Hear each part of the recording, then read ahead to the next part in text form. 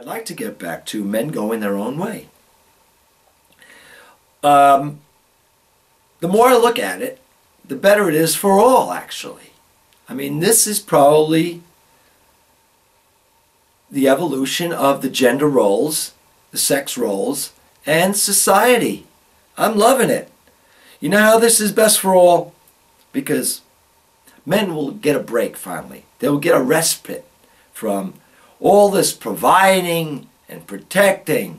It's killing them, physically and mentally.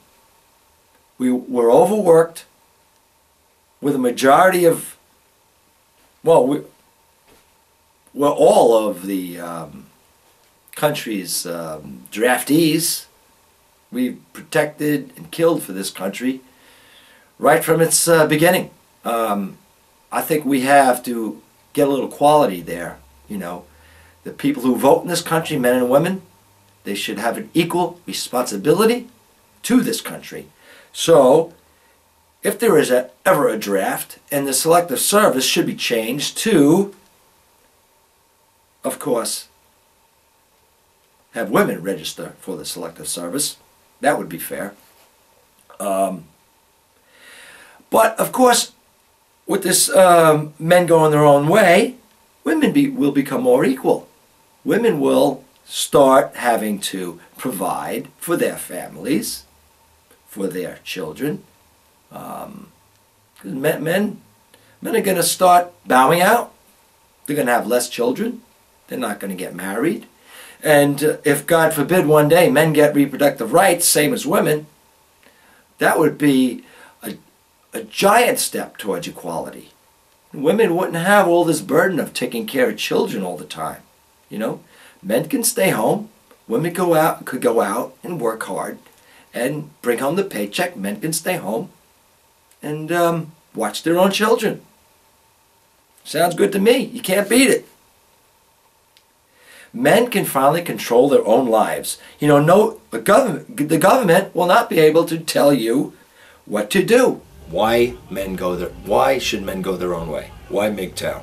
Well, the whole deal of marriage and in this society is a bad thing for men.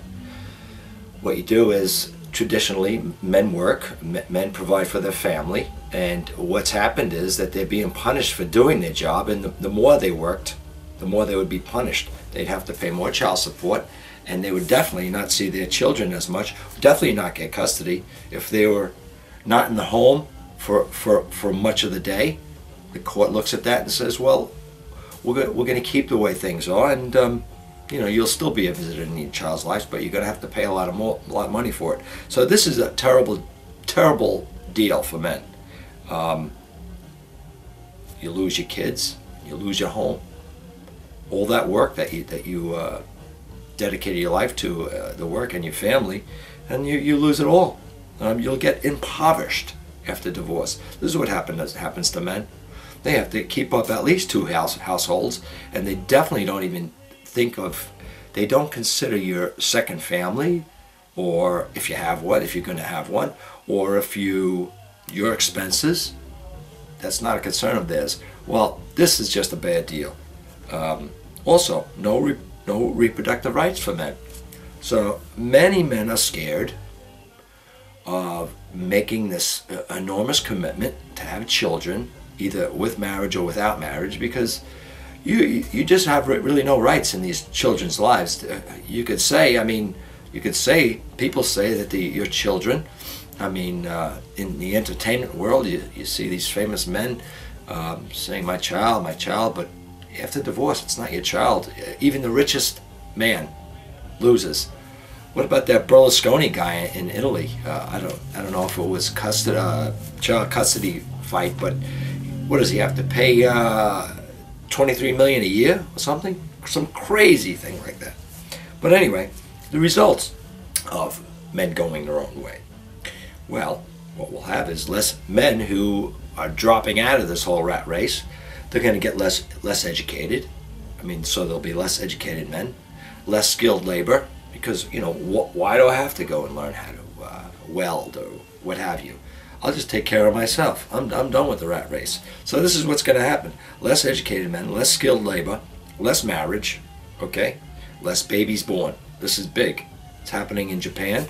It's happening here now in America. But that will, the result now of those 4 items, will make society take notice. They're taking notice in Japan because the economy really runs on the backs of a lot of our men.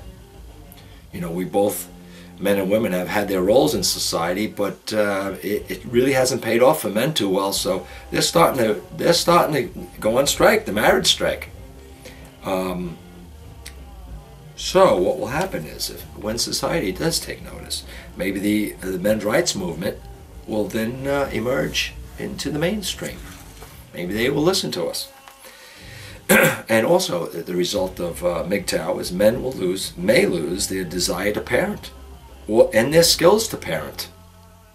Is this, as I said in one of my videos, is this evolution or de-evolution? I don't know, but it's going to be better for men in many ways. Not good for society.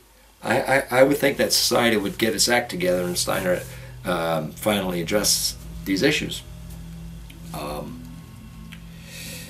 Now, a little addition to my NOW, National Organization for Women, commentary.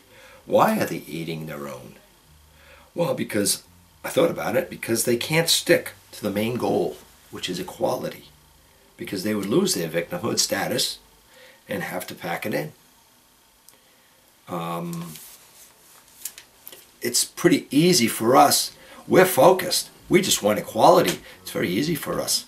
Whenever there's an issue, a side issue, does it address equality? It's very easy, cut and dry.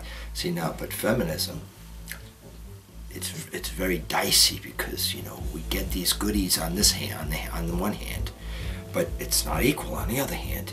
But we like these goodies. You're in a quandary, feminists. Oh, one more thing. There's a couple of, I really love This American Life. It's on NPR. You could go to thisamericanlife.org, and you could really, I believe you could listen to any of them. They're just phenomenal. But some of them that are related to gender issues and men's issues, they're just very entertaining. These 2 episodes I have to tell you about. This one is episode 326. It's called This American Life, Girls in Need of a Safer Time. You could watch this on YouTube. It's a radio program, but they do have this one clip. It's about 11 minutes, called Girls in Need of a Safer Time, from This American Life. It's about a quiz show, girls on a quiz show. It's really hilarious. Let me give you just a quick rundown of it. This, I guess, a feminist woman, she happened to be in charge of programming at Lifetime, new television, or Oxygen rather, women's network, and they had a quiz show. They had an idea for a quiz show, and she had an idea of, we're going to show how smart girls are, high school girls, and well, you can imagine how it goes from there. It's really hilarious. Doesn't really go as she planned, but it's just really funny. This other one, This American Life, show 220, testosterone. The whole show is about testosterone. There's a couple of really well, it's really totally interesting. I mean, let me tell you, people without testosterone are very, very low. You'll hear descriptions of how they feel. This one guy says he had no interests, no thoughts. He would just stare at a wall. He didn't even want to watch television. This is very interesting. And then this woman takes testosterone, I guess because she was interested, or maybe she needed to, but she takes testosterone, and wow, all of a sudden she knows what men feel like. And she was a lesbian, so you can imagine how that goes. You know, the double take, she knows how that is now. But no, check out Testosterone, show 220 of This American Life also. You could listen to it on that website, thisamericanlife.org. All right, take care.